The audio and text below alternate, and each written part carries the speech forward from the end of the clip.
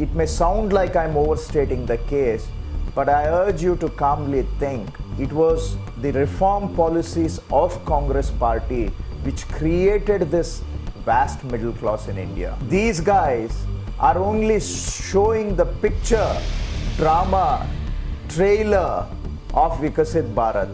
They are only kite flying. The reality is, the last 10 years compared to the previous 10 years of Manmohan Singh, the growth rate has been less under BJP. Employment generation has dropped under BJP. Growth in per capita income was higher under Manmohan Singh than under the BJP. And the only thing that has increased is the gap between the rich and the rest of India. Hello and welcome to this discussion in the Wire. The polling for the 18th Lok Sabha is already on. The phase 1 is already over, and another 6 phases to go. And today we are joined by Krishna Byre Gowda, the Karnataka Revenue Minister and a senior Congress leader who is extremely popular in his own constituency in Bengaluru North, by Taranpura. And sir, welcome to this discussion. So since you're here in Delhi for a day, so we thought we'll have a chat with you. We'll have a kind of understanding from you on what is happening on ground, how is the Congress campaign picking up. So my first question would be that several surveys have pointed out that the Karnataka may actually buck the state's trend. Since 2004, the BJP has always emerged at the top, but some surveys have pointed out that this time the Congress may actually emerge as the second largest party. What is your take on that? So there is a change in the mood of the people, and having voted consistently for BJP for the national elections, I think the sense I get is that people are thinking that we have given enough and more opportunities to BJP in Karnataka, sending MPs to parliament. And this time, I think people are itching for a change. They are disappointed with MPs from Karnataka who have never raised a voice on behalf of Karnataka, whether it's the water issue, the devolution finances issue, or any other matter pertaining to Karnataka that requires the attention of centre. The BJP MPs have always been silent, and they have sided with the BJP leadership rather than the interests of Karnataka. So that is also taking root. And in addition, after 10 years of BJP government in Delhi, the reality is that most of their promises to common people are unfulfilled. Unemployment is an issue, price rise is an issue. The rich are getting richer, the rest of the Indians are struggling for a living. So these are all real issues. However, we may try to cover them up nationally through opinion formation. But people are feeling these issues, and all these will have an impact on this election. So what is the Congress campaign in Karnataka like? For the last 6 or 7 months, we have seen the Karnataka government, Siddaramaia's government, agitating here in Delhi also regarding the devolution of taxes issue. And especially you are also here as the revenue minister to fight the court case. So could you tell us a little bit about how much kind of groundswell do you find in Karnataka around these issues, that they are not being given their due proportion in tax share, and especially in a drought-prone Karnataka, the special assistance that was promised by the centre has been not given. That's the Congress allegation. So has the Congress been able to take their message to the ground? Look, taking any message out to people against BJP, given the environment in this country, is always challenging and very difficult. But nevertheless, despite not having a level playing field, we have still managed to communicate these issues to the people. Now, Karnataka is in a bad drought. Out of the 240 talukas, 223 are under drought. We declared drought in September. submitted a memorandum to Union government for drought relief. This is mandatory as per the Disaster Management Act 2005 passed by the Parliament, and also as laid down by the Finance Commission recommendations. This is a mandatory responsibility of Union government that when there is an extreme natural calamity, the central government must provide assistance to states and through states to the people. And our request has been pending with the central government for 7 months. We met all officials concerned. We have met the Honorable Finance Minister, Honorable Home Minister, we have met Honorable Prime Minister twice, requested them for a decision because farmers are in a distress situation. Their crops got wiped out and they couldn't have a rabi crop at all. There is a drinking water problem all around. So for no apparent reason, after all due diligence has been done, all inspections have been done, all paperwork has been done, the matter is pending with a high-level committee headed by the Home Minister since November 20. Since November 20, Honorable Home Minister has not had 5 minutes time to take a decision mandated by law. To take a decision, it needs a 5-minute meeting, and we have met him, we have requested him. So finally, out of exasperation, on the 23rd of March, we went and approached Honorable Supreme Court in the matter. And we are hoping that the Honorable Supreme Court will, in their intervention, will prevail upon central government to finally provide the relief to the people. See, these are why I am narrating this is a typical example. Drought relief money has been a time-tested procedure. It has been in force for how many decades, I don't know. I'm in public life only for 20 years, and ever since the day I entered public life, there has always been a drought relief money coming from the center to the states. This is mandated by law as well. This is age-old practice in India. And routine matters are held up and there is no explanation given. So if we ask for a decision, or if we ask why is there a delay, all kinds of abuses get hurled at us, saying that you have a separatist mindset, desh todne ka baat chal raha hai. We are only asking the rights of our poor farmers to get some assistance from central government during a crisis, a natural calamity, and for asking politely, pressing the central government, in return, forget getting any relief, we get abused by everybody, by the Prime Minister, by the Home Minister, by the Finance Minister. What is going on? In a union setup, the state and center have to sit together and resolve issues. This is mandated by law, and we ask that please make a decision so that we can provide relief to the people. And for asking, and Karnataka is a state that pays the second highest taxes in the country to the union's exchequer, and we contribute so much, and in return we get abused when we ask for a basic right. So same issue with the finances also, devolution of funds to Karnataka. But this is the typical behavior. There are also last year, Union government in its budget, in the central budget, presented to the Parliament, approved by the Parliament, they allocated 5,300 crores for a Upper Bhadra drinking water project. Not a single paisa of that has been released.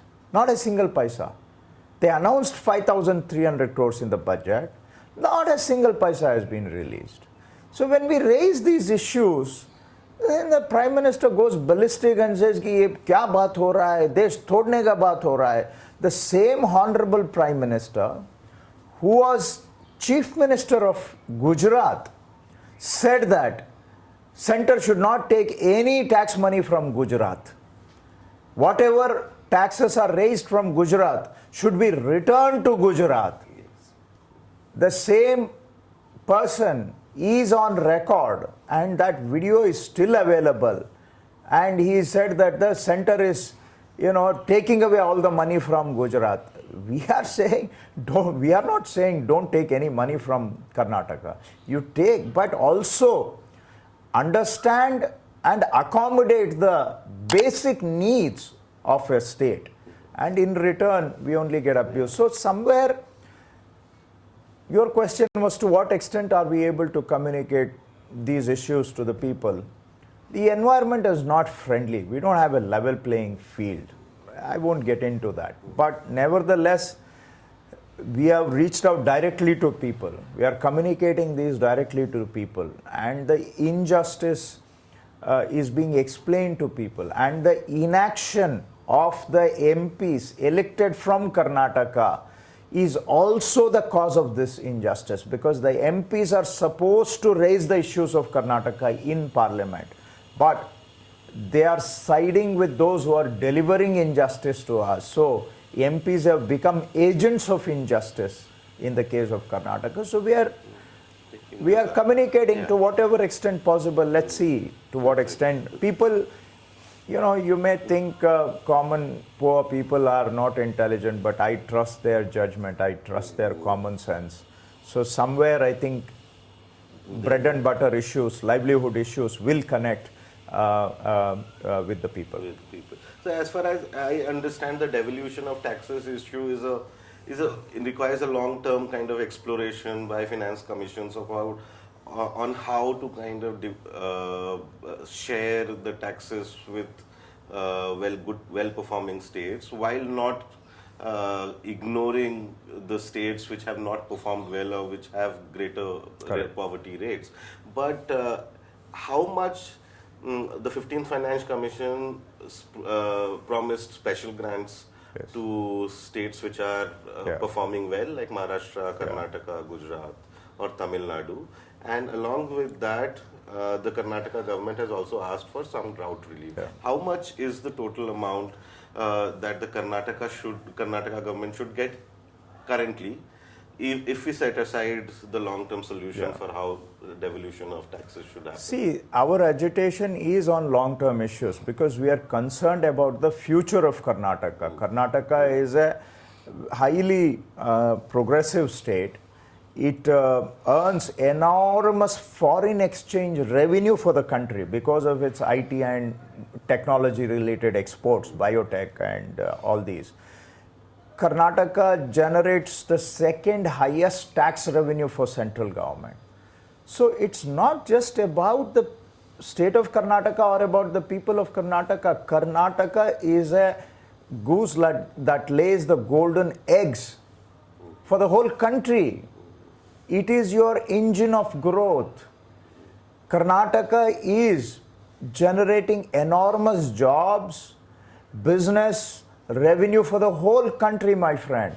Please understand, majority of the jobs in Bengaluru go to outsiders, not Kannadigas.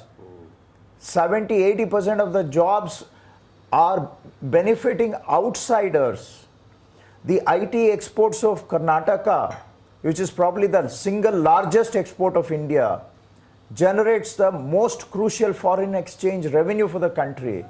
So you have to nurture this growth engine. It's not just about people of Karnataka. We are a big part of this union, right? And the tax money generated from Karnataka is helping many less well-to-do states. So why would you stifle a goose that is laying the golden eggs? So this has been our argument. So it is about long-term solutions also. Now coming to the 15th Finance Commission. From the 14th to the 15th, Karnataka's share in the devolution was cut by a staggering 23%. It was the highest reduction, highest drastic cut meted out to any state in the union. Our share dropped by 23% from the 14th to the 15th Finance Commission. The drop was 23%. No state can withstand that kind of a drop in devolution formula. Now you might say they are an autonomous body. Under this government we have seen what really autonomy is. Every institution has been co-opted by this government. So most institutions are working at the beck and call of this government. So I don't buy this autonomy argument at all, because we have seen most of the institutions are not functioning in an autonomous manner. So the responsibility for the drastic cut in the Karnataka share in devolution falls squarely with Government of India. It is at their insistence that share of Karnataka has been drastically cut. Now that amounts to an annual cut of about 15,000 crores for Karnataka. Have you ever heard of a situation, instead of revenues increasing from this year to the next year, the revenues dropped by 10,000 crores. The revenue from central government to the state government dropped by 10,000 crores. So this was the situation.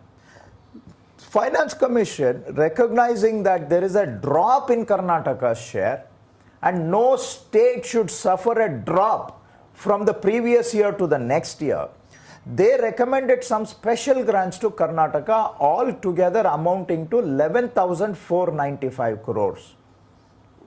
About 5,495 in the year 2021, and from the 21 onwards, about 6,000 crores, together 11,495 crores. And the union government, in its report tabled in the parliament, has taken the stand that Finance Commission will be asked to reconsider this recommendation. In essence, what it means is that Finance Commission will be asked to withdraw this recommendation. So Finance Commission meted out gross injustice. The worst cut in the whole union was delivered to Karnataka, 23%. For some transitional buffering, they recommended about 11,495, and union government takes the stand that Finance Commission will be asked to withdraw their recommendation. And at the same time, Madam Finance Minister stands on the floor of the parliament time and again and says that every letter and word, every letter of the Finance Commission recommendation will be implemented in spirit and word. She has also said that there's nothing pending. When you have asked the Finance Commission to withdraw their own recommendation, then how do you answer your claim that we will respect the recommendations of the Finance Commission to the last word, last T and last dot? When you have yourself written to the Finance Commission to withdraw the special grants to Karnataka. This is a written report tabled in the parliament, action taken report on the recommendations of the Finance Commission. So why this injustice to Karnataka? Why is this hatred towards Karnataka? I can't understand. The other area is GST. In the pre-GST regime, Karnataka's VAT, value-added tax regime, our revenues were growing at about 15% every year. Post GST implementation, our cumulative revenue growth has been around 8-9% post GST implementation. So we said, look, some of our states are suffering. Why don't we continue the compensation element? Because anyway, Cess is coming. Out of the Cess, let us continue the compensation to states which are unable to meet the 14% protected revenue growth. So central government says no, compensation will not be extended. So if you add up all these losses, Finance Commission, loss of GST compensation, the loss of special grants, and also central government, in order to dilute the recommendations of the Finance Commission, has shifted many of the taxes into cess and surcharge category. So the cess and surcharge revenues are exclusively maintained with Government of India. They are not shared with any state.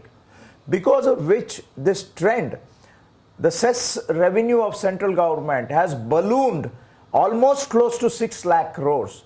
Not a single pie of that 6 lakh crores gets shared with the states. Everything is kept with the central government. They have merely, like petrol and diesel excise, has been shifted into a cess category. So the states don't get any share of it. So if you add up all these, the losses to a state like Karnataka are in the range of about 50,000 crores every year. So we are asking for some remediation of this loss. That why would you want a progressive state? Why would you want a big contributing state? Why would you want the growth engine of India? Why would you want the employment generator of India to suffer? It's not in the interest of the whole country that Karnataka should suffer. But nevertheless, when we ask these questions, look, we ask something. You may agree, you may not agree with what we are asking. But in a union like ours, when we are one nation together, you sit across and you come to some understanding. When I ask you something which I think is my right, you don't turn around, abuse me, saying that desh todne ka baat ho raha hai, because you just want, that means you just want to suppress my voice. How long are you going to suppress my voice? How long will I suffer injustice? We could sit around a table and come to some sort of an understanding, agreement, or some sort of a compromise. Instead of working out an understanding, all we get is abuse. Yes. Is this strengthening the union, or is this by suppressing the voice of a state? Are you sure you are strengthening the union? Yes. No, but sir, coming back to the elections also and election speeches, we the same issues that you raised, the Prime Minister and various other BJP ministers are kind of attacking these demands as kind of a deflectionary mechanism to kind of hide what they say is Congress's mismanagement of resources and its inability to fulfill the 5 guarantees that it promised in the assembly election, and the burden on the exchequer, the state exchequer, is so much that the Siddaramaiah government has kind of tried shifting the blame to the center. What do you have to say on this? And because right now I remember the Prime Minister talking about the Congress turning Bangalore from a tech city to a tanker city. So all these kind of issues also crop up during the time of elections. So see, in the case of Bengaluru, previous to our government, for 4 years there was a BJP government. They didn't invest on the long-term infrastructure needs of Bengaluru, and one such is augmenting the water sources for the growing population of Bengaluru. Their 4 years of malgovernance, misgovernance, and failure to anticipate the needs of a city like Bengaluru is what has caused the problem today. So the responsibility for the difficulty lies squarely at the government which was ruling for the last 4 years. Secondly, to meet the growing drinking water needs of Bengaluru, we want to take up the Mekedatu project, building a balancing reservoir which will harvest the surplus water in the Kaveri river, which can be shared with Karnataka and Tamil Nadu both. We filed a request with the Government of India in the year 1819 to build a balancing reservoir at Mekedatu on Kaveri. The request is still pending with central government even after 6 years. They have not given us the permission.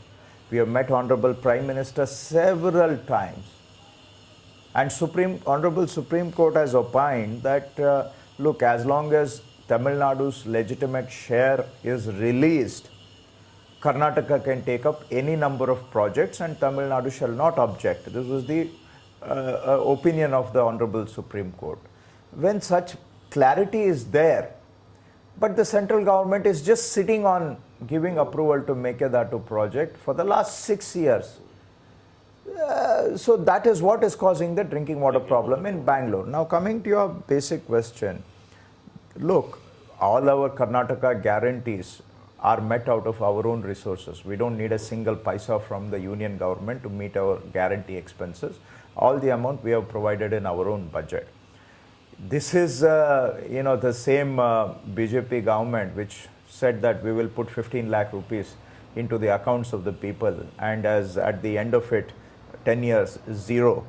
And this is the same BJP government which said we will generate 2 crores jobs a year.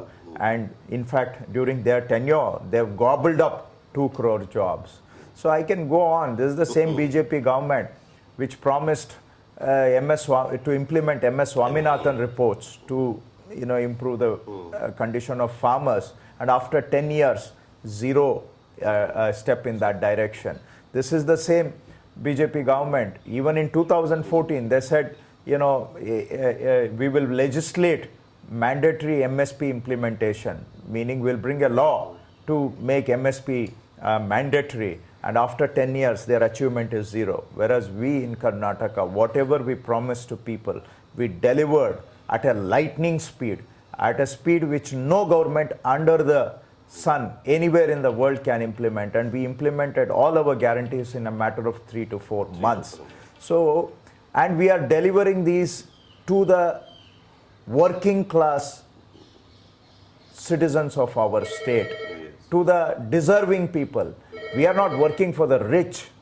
So this the BJP cannot digest, and hence they are hurling all kinds of abuses at us to again drown our voice and deflect the attention. But we will fight it out in the court of the people.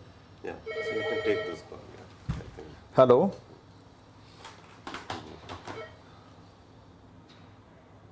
So 2-3 quick questions.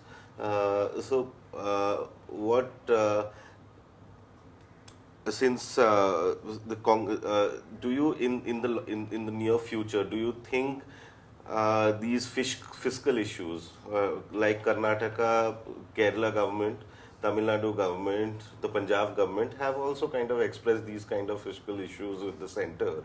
Do you think that the emergence of a long-term political axis around these issues against the center?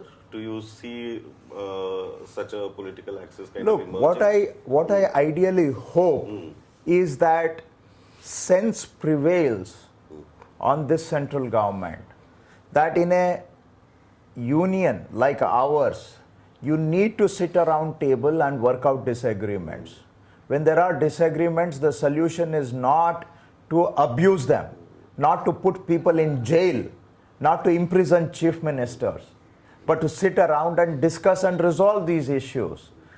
But on the other hand, if that sense doesn't prevail on this central government, then I'm really worried, because there will always be issues in a complex union like ours. This attitude that this central government has, that my way is the highway, might is right, and for every question, the solution is danda leke maro. This doesn't work in a union like ours. We are a diverse union with multiple interests. You can't homogenize us. You can't put it into one bucket, and you cannot choose to say, I won't listen to you. You must listen to every person in the union. Talk to them. That is the only way we are going to strengthen India. But this government, every time it has taken that, if I make a decision, you shall have no right to question me. Even if I choose not to make a decision, you shall not question me. Like in the case of drought in Karnataka, they are just sitting on our file. From November, they don't have 5 minutes to take a decision. I don't even see why, I don't think there is a reason to deny drought relief money to Karnataka. I'm not even sure if they are politically motivated. They are like, Arey, when we give, you take. You shall not question me. No, the farmers are suffering from drought. A stitch in time is what is going to save the life. But no, you shall not question me. So when I give, if I give, how much I give, you shall take. Who are you to bloody question me? This attitude just doesn't make any sense. So do you This think is these going kind to of- weaken. These kind of authoritarian impulses of the center, like you allege, is also leading to this larger election or larger opposition, the India bloc raising issues like raising campaigns like saving democracy, one of which are the fiscal issues that you highlighted? See, one is fiscal issues, definitely, or state center issues, all these. The other is, of course, the direct threat to democracy itself. You put, multiple opposition leaders in jail, you freeze all their bank accounts, and then you say, okay, come on, fight elections. Why have election at all? It is might as well like, you freeze the accounts of opposition parties. The guy who you charge sheet as the kingpin of the excise liquor scam, some guy called Sharath or somebody, Sharath Reddy, yes. who has given 60 crores or 66 crores in donation to BJP, he is roaming around the countryside happily, no questions asked, and people against whom there is no evidence, they are in the jail for many months now. So this is like, where is democracy in this country? Where is level playing field? And if elections are not free and fair, what purpose do elections serve? The elections have to be free and fair for them to be meaningful, for them to lead towards democracy. So yes, on state center issues, on assault on the opposition, sort of a surgical strike, both these are a surgical strike on democracy itself. Because democracy will survive when the center and the state sit together, resolve issues. Democracy will survive when there is at least some level playing field in the country when it comes to elections or political contestation. And when you are destroying center-state relations and when you are out to destroy opposition parties through extra constitutional means, it's a surgical strike on democracy itself. So finally, sir, my question would be on the Congress's manifesto is all about socio-economic justice to the people, especially the poor.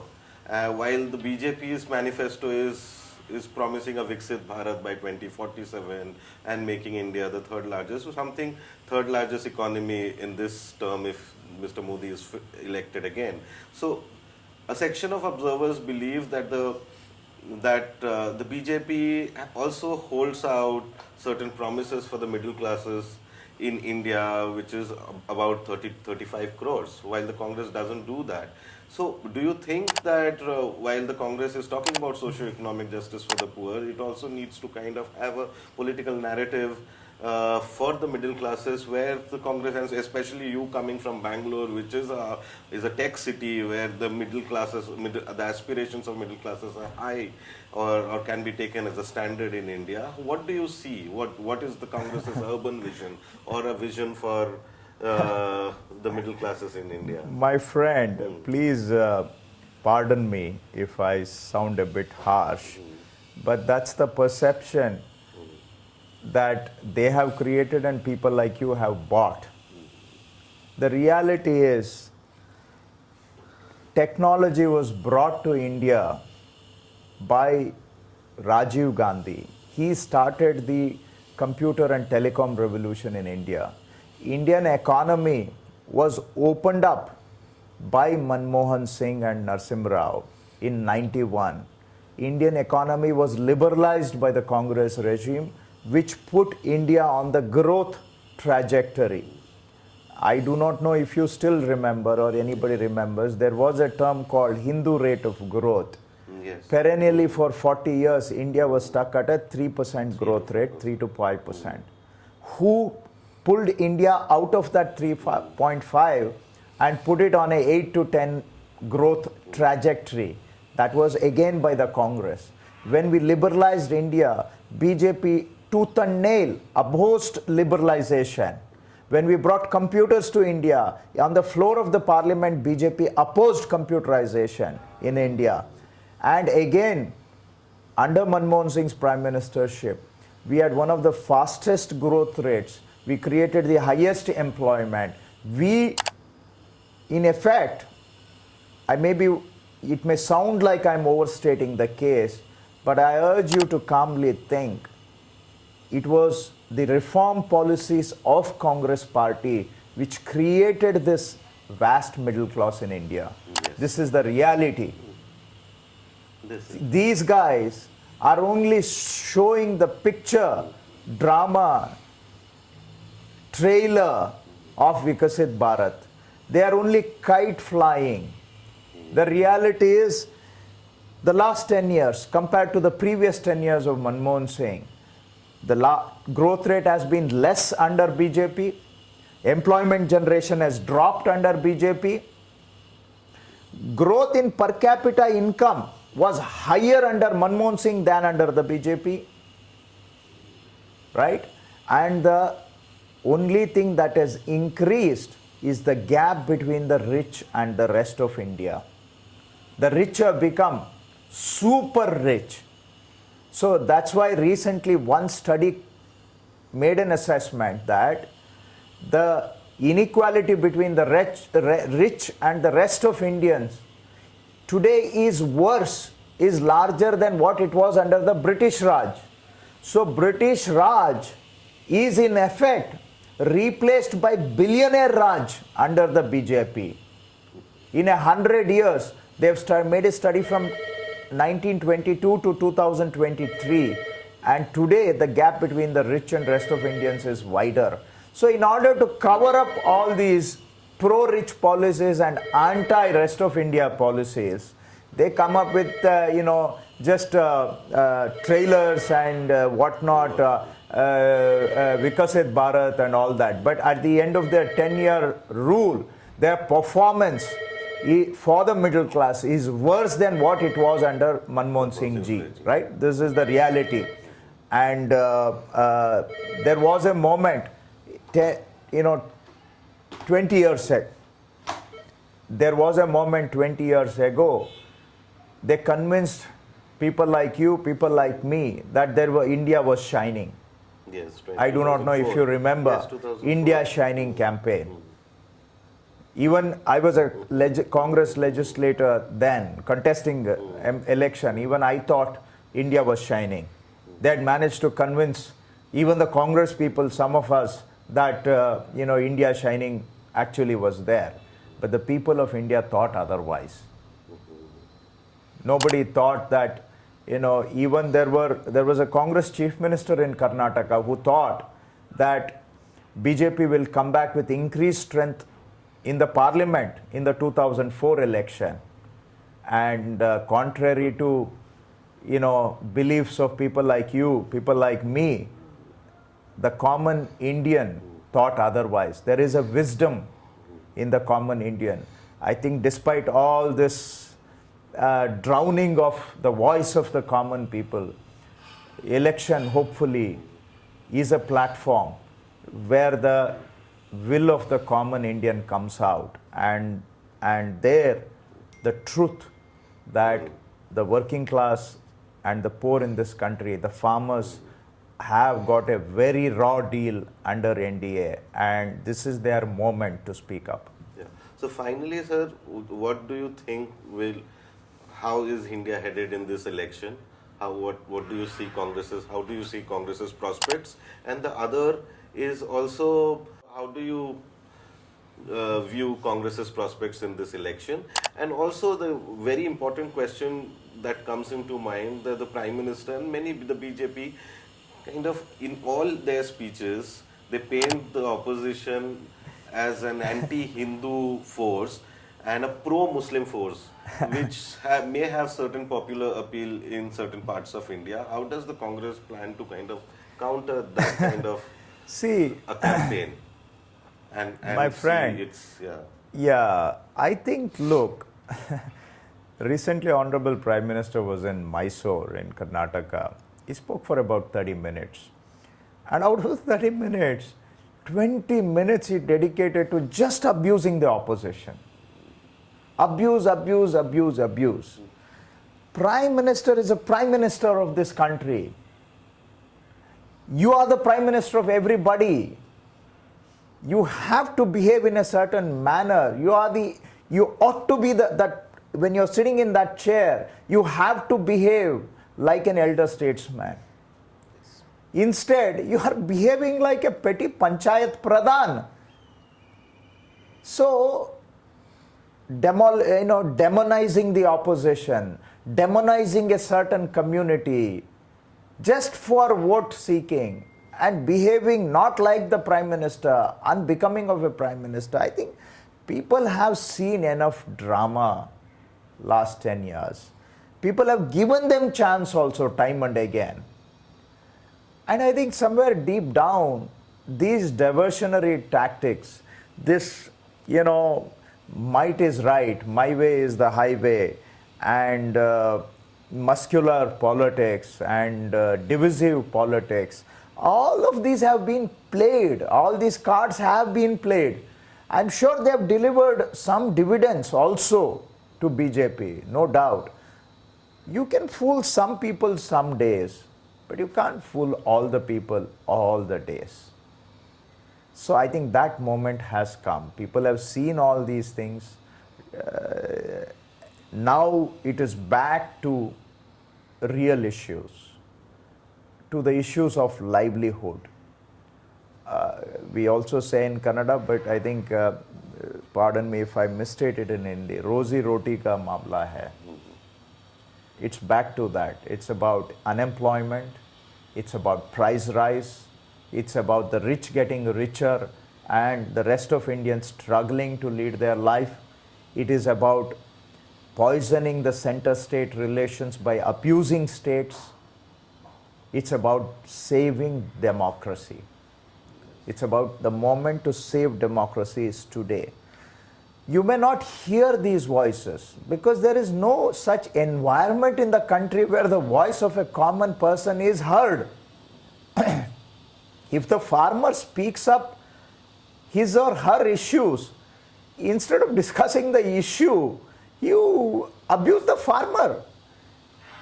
You demolish the farmer. You launch a bloody attack on the farmer for raising his or her issues. This is the environment in the country. So where is the platform where the voices of the common people can be heard? There is no platform in this country. There is no open atmosphere. So while you have managed to suppress the real narratives and fabricate alternate narratives, it is true, but nevertheless, I think voices long suppressed will be heard at crucial moments in time. And this election is one such moment. You cannot fool all the people all the days. So you think that the moment has come? I believe so. Yeah. Thank you for joining us and thank you for speaking with us, sir. That's all for now. Keep watching The Wire. The wire के और videos देखने के लिए subscribe करें और bell icon पर click करें। स्वतंत्र पत्रकारिता की आर्थिक मदद करने के लिए डिस्क्रिप्शन में दिए गए लिंक पर जाएं और अपनी राशि चुनें।